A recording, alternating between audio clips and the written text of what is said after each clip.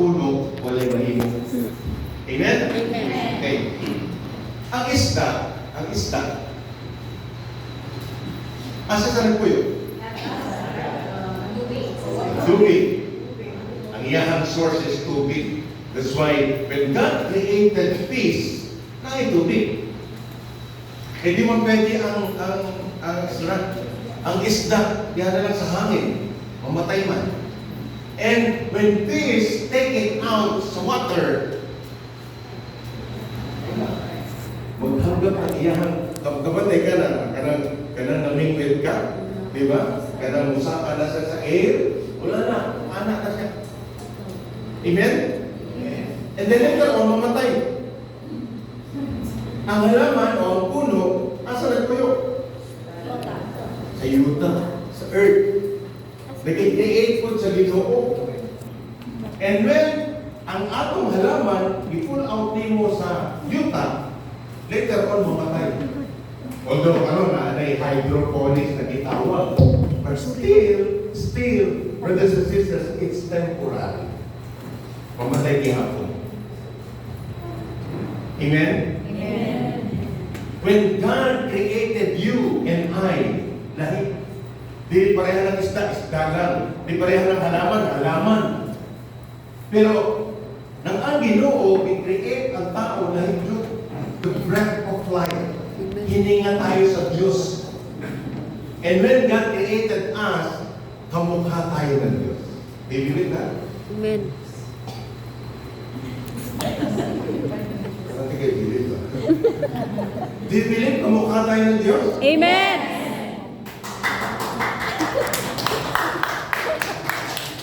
Sige lang, tanawa ang tapat kung kamukha. Mga kamukha ng Diyos. Apil lang yun. Sige na, tingnan yung katabi mo. Kung kamukha ng Diyos. Kamukha ba siya ng Diyos? Amen. Amen. Ang pangit pala ng Diyos. Walang pangit, no? God created us in His image and likeness. We've heard it sa LSS, sa God's love, na mahal tayo ng Diyos. Amen? Di ba mahal tayo ng Diyos? Suway. Naniniwala ka na mahal ka ng Diyos? Ha? Siya ba siya? Kailangan mo naniniwala ka. Ikaw. Parang alang-anin. Mahal na mahal tayo ng Diyos. Kaya nga iba yung pagkakalikha sa atin.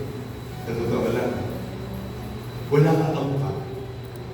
Even ang kambal, even ang hindi sila saktong pareho. Why? Because that is the uniqueness of creation of God for each and every one. Ibang klase ka. At ikaw ang pinakamamahal ng Diyos sa lahat ng kanyang nilikha. Dili ang kiro, dili ang hiring, dili ang tanong, dili ang isda. Ikaw, kaya ang tawag sa atin, daughters and son of God. Amen? Amen. I hope you are convinced na mahal tayo ng Diyos. Na hindi ka pababayaan ng Diyos. Na kahit ano ang mangyari, hindi kanya pababayaan. That is God. Yun yung isang makikita natin, brothers and sisters, na in our life, as we go on, as we read, as we contemplate with the Scripture, makita nato ang Ginoo dili pagpabaya nato. This year it will be our 39 years with the Lord. And to be honest with you, I am enjoying that. I'm already 65 years old. I started holding a mic at the age of 26. And I'm savoring it. Through the years, through trials, difficulties, everything, as you go on, you will establish and you will know that God is always there. Amen. na hindi ka piyahan sa Ginoo. Amen. Amen? Amen. That's one thing. But the problem, brothers and sisters, if ang pagkahibawa lang nato sa Ginoo ay kanang murag ATM, ang pagkahibawa lang nato sa Ginoo murag bakang gatasan, ang pagkahibawa lang nato sa Ginoo pag naatay kailangan, delikado. Because you will not be satisfied.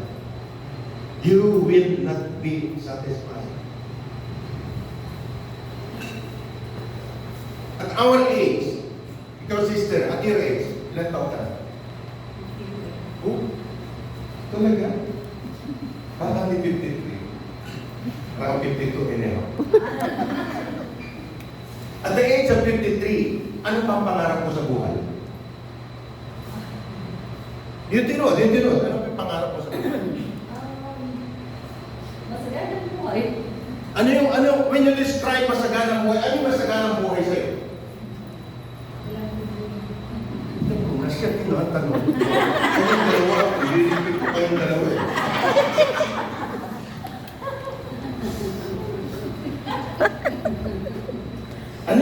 When you describe masaganang buhay, abundant life, what is abundant life with you?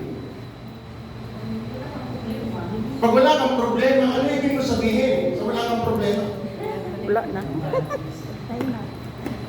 See, brothers and sisters, all of us, including me, naatay pangandoy, naatay dream. There is something there, I call it the North Star. Alam niyo po ba, bago ko po nakilala ang Diyos, gusto ko po ay yumaman, ubod ng yaman.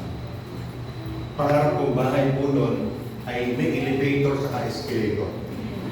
Imagine mo kung anong klaseng bahay yun. Oh, SM. Ganun ang pangarap kong bahay.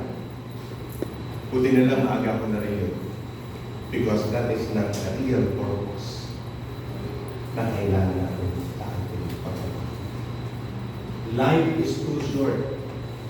Ang atong kinabuhi, bubuk kaayo. Ilan yung edad namin? 76. Wow. Isa pa yung mas itaran sa 76, asa ka mo? I'm the oldest. 70? 6. 76 din, pareho. Sino pa? Meron pa mas itaran? 80 plus? Life is too short. Bubuk lang ang kinabuhi. We will never know tomorrow or next prayer meeting magkita ka nga. Isip ka siguro, tasa ko? Wala. Because ang kinabuhi nasa kamot, dili sa kamot, kundi sa kamot sa gilid. Amen. Amen. And that time, we'll never know. Matakay ba kung kanus ka? Maayo pa ang pagpanganak? Pagpanganak ba? Karon pwede mo na siyang isakto sa edad sa birthday mo. Why? Sa isang na science. Niyon ang mga ang doktor karon, lain ng mga doktor. Lain ng doktor sa sex, lain ng doktor sa ulo, lain. You want to have exact sa birthday mo? You consult the doctor. And then, tugtungan mo kung ano sa amo. And then kung ano sa magawa. And, pag ikaw magdos na, on the month na, masay buhaton para masakto. Sakto ang day. Probably hours hindi, pero ang day masakto. Would you agree? Amen? Amen. Pero, ang pagkamatay mo, ang pagkawala nato din kinsay na kasiguro kung ano sa? Wala na. Inuuran. It is only God. Amen. Mario, kung buti ka pa 50 mo. Simba ko. Bisan magsisimba ko ka pa. You'll never know kung abutin ka na pangyayari nito. Amen? That's why every day we need to praise and worship and thank God. Amen. Amen. Because life is too short. That's what